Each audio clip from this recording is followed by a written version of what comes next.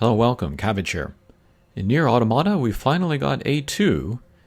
First, let's have a look at this interaction between A2 and Pod 042. 目的は機械生命体をぶっ壊すことだ。分かったか？了解。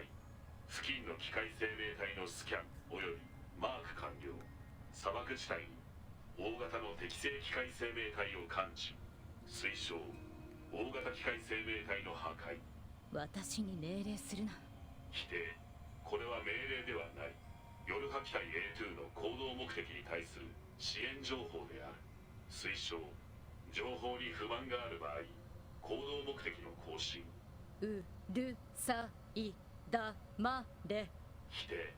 本支援ユニットは夜破機体 2B の最終命令によって行動中。夜破機体 A2 に命令権限は存在しない。勝手にしろ。邪魔するな。了解。That's a funny interaction. Okay, so we have A2. Finally, we can try out these Switch exclusive costumes.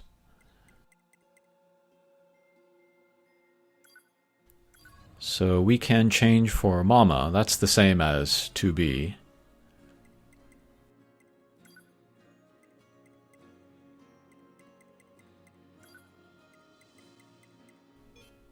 Carrier we cannot use. I guess that's exclusive to 9S. Okay, here's P2. This is the color change. And as much as I like the original A2 costume, I like this one a lot too. All white. If you put a flower in her hair, it kind of looks like a ruined wedding dress, which is kind of a cool look. The Japanese will fetishize anything, even wedding dresses. I'm not like that, but I just think it's a cool look. Alright, and then here is the Japanese influenced one. And we can do a quick fashion check here. So, very short skirt, of course. Very long sleeves, also with the tassels on the end. And then she has the sleeve off on her right arm. Which you see for, like, you know, doing athletics. Or sometimes gangsters like to do that look. But as we can see, looking in the back, it doesn't actually look like her right sleeve is off, because it would be hanging down otherwise. It looks like just the right sleeve does not exist. Which is not typical, of course. But actually, for that reason, this is kind of more structurally sound, more structurally believable than some of the other kimono that we've seen, like on Akeha in Nier Reincarnation. Because we have the slit, it's kind of open on her right side. But if we imagine that the right side of her kimono is kind of curving over her left shoulder, then coming down to her right hip, that would actually work. So structurally, this is okay. And then the masks, looks like we could just put that on anybody. Okay, let's jump ahead. We'll talk to the resistance leader, and apparently these two know each other. And then number 2, when 2B came to the camp first, the leader thought she recognized her, called her number 2.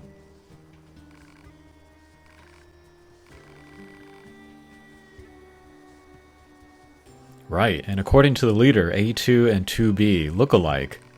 I thought this for years, and so to get it sort of like confirmed here, that was cool. And like even the short hair that A2 cut, I thought it looked a lot like 2B. So I guess we can kind of think of like A2 as like the heir to 2B, although she is the precursor. Okay, and then we'll completely jump here. We'll go to 9S's part of the story. He discovers this information, this top-level secret stuff, which not even Yorha knows. But apparently the black box, which kind of forms the core of the androids, is made of the same stuff as is in the core of the machines. So that's kind of shocking. And then a kind of a same level of kind of restricted AI.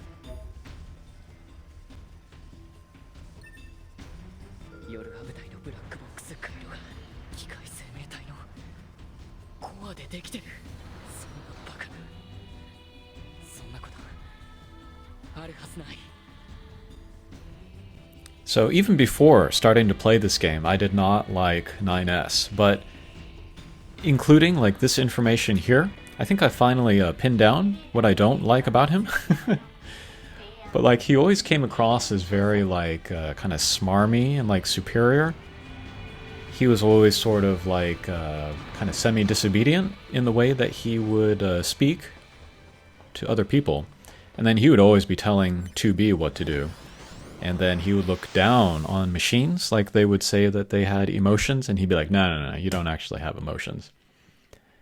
And so actually, I think 9S is a representation of toxic masculinity.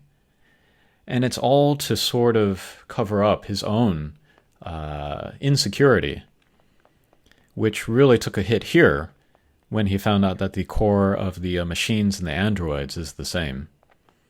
He thought he was different and special, but actually he's not.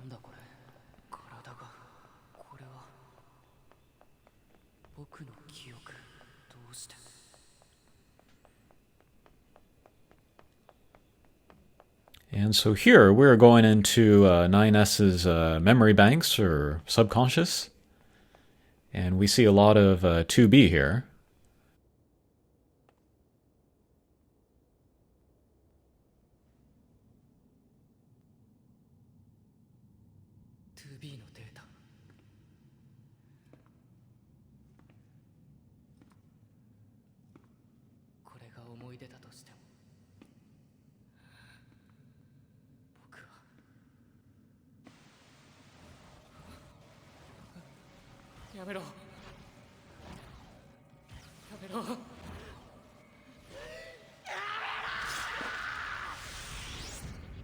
So I interpret this as 9S wanting like ownership or control of 2B, which is another factor of toxic masculinity. And so like in him sort of like, you know, constantly wanting to save 2B or always telling her what to do, I interpret that as 9S trying to exert control or mastery over her. And then the memories as sort of like a, not like a physical thing, but something that he can like own and control. And so to lose it here, and then also to see, you know, 2B lost before, I feel like 9S is sort of coming to terms with his own weakness, and he can't handle it. Again, these shows of masculinity to sort of cover up for his insecurity. And then what do toxic males do when they feel threatened or embarrassed? Some of them resort to physical violence. And then I wasn't expecting this going into this. I just had a bad feeling about 9S. But here, we're seeing him as sort of kind of the sole representative of the male gender. And we're seeing the bad sides of it. I haven't seen 9S's ending yet, though, so he might redeem himself there. But yeah, get some therapy, guy. You got some problems. All right, thanks for watching, and we'll see you again. Take care.